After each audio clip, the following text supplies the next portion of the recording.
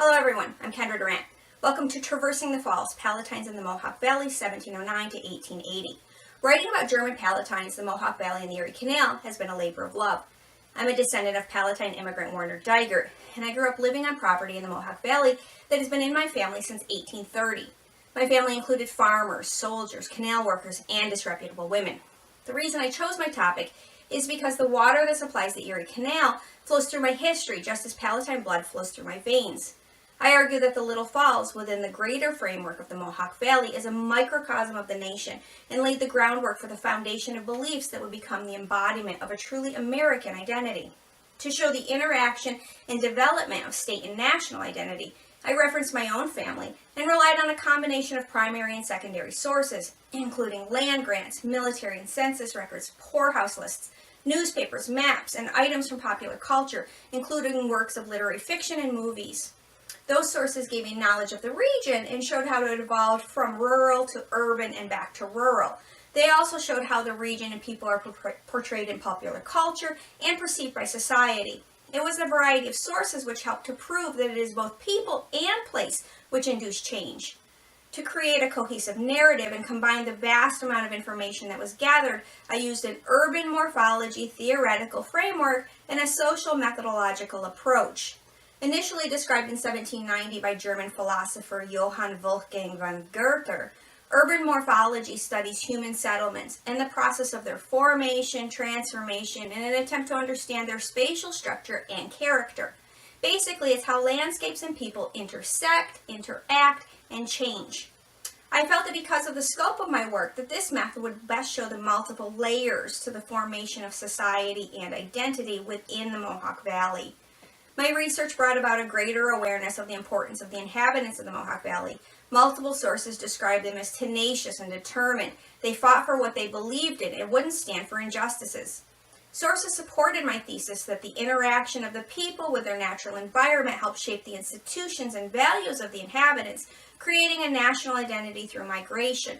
Conversely, economic and demographic landscapes changed. Works devoted to the Palatines in the Mohawk Valley are rich in cultural significance and have been immortalized in Drums Along the Mohawk by Walter Edmonds, and who can forget Daniel Day-Lewis in The Last of the Mohicans, based upon James Fenimore Cooper's Leather Stocking Tales. Both Cooper and Edmonds give a fairly accurate portrayal of the people and region. Other works, like Becoming German, the 1709 Palatine Migration to New York by Philip Otterness, and A History of Herkimer County by Nathaniel Benton, are a combination of first-hand accounts and historical narratives. While those works were essential in providing a framework of character, none supplied much, if any, consideration upon the role that the Erie Canal played in advancing identity. My research has helped bridge that gap. The biggest concern that I had with my project was the time constraint, which didn't allow for a comparative study. Therefore, I had to limit my research and sources to that which was easily accessible, available, and recognizable. If I was to go forward with this study, I would expand it to reference information about other immigrant groups, regions, and transportation systems. So now, welcome to my history. As a natural passageway from the Atlantic to the interior, the Mohawk Valley has held a place of prominence to the history of the nation. Trade routes, communities, agricultural, and hunting grounds had already been well established by the Iroquois prior to settlement by Europeans. The Palatines were Protestants who lived in what is now part of Germany and France. Facing persecution by the French Catholic Sun King Louis XIV's tenuous but violent claim on the Palatinate, they migrated to England. That influx quickly overwhelmed England's financial capabilities, so in 1709, by order of Queen Anne, 3,000 refugees emigrated here. Many settled outside of Albany, where they were illegally compelled to turn their children over as indentured servants. Eventually, they rebelled against the terms of indenture and settled on property near Schoharie.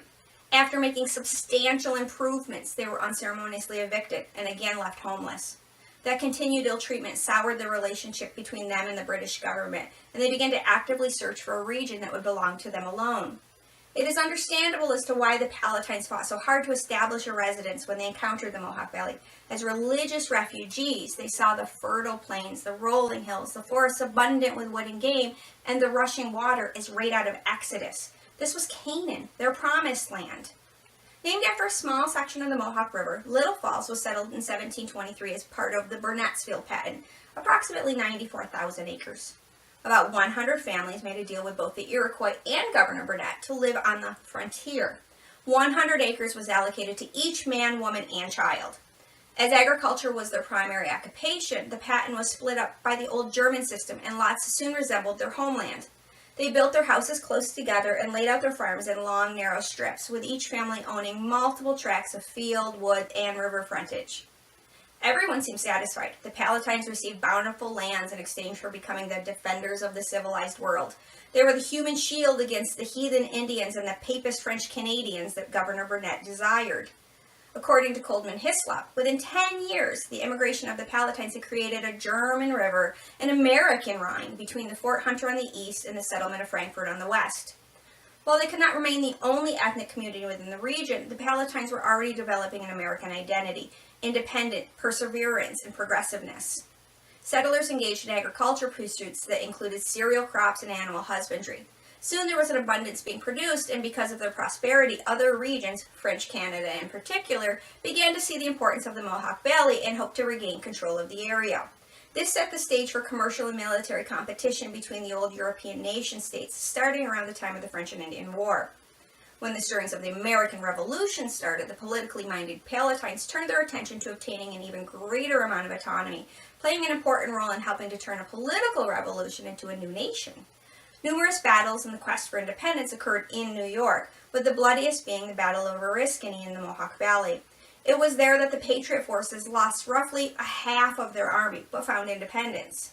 Patriot General Nicholas Herkimer, a Palatine, sustained an injury during the battle that would prove fatal, but even after being wounded, Herkimer was propped up against a tree overlooking the battlefield, from whence he issued orders and implemented strategies that saved many of the Palatine farmers who had been hastily assembled to act as a militia. The British recognized the determination of those farmers and fell back to regroup. That allowed Herkimer to send for reinforcements and reorganize his troops. The British took a tactical win for the battle, but the tenacity and the fortitude of the Americans helped turn the tide, resulting in a strategic victory. The Americans had retained control of Fort Stanwix in the Mohawk Valley. It was there, at Fort Stanwix in 1784, that General George Washington proposed a canal, espousing the advantage of an easily navigable river. The importance of the Mohawk River cannot be overemphasized. The only downfall to the river was literally a 40-foot waterfall, and while there was a portage, the system was primitive and needed modification.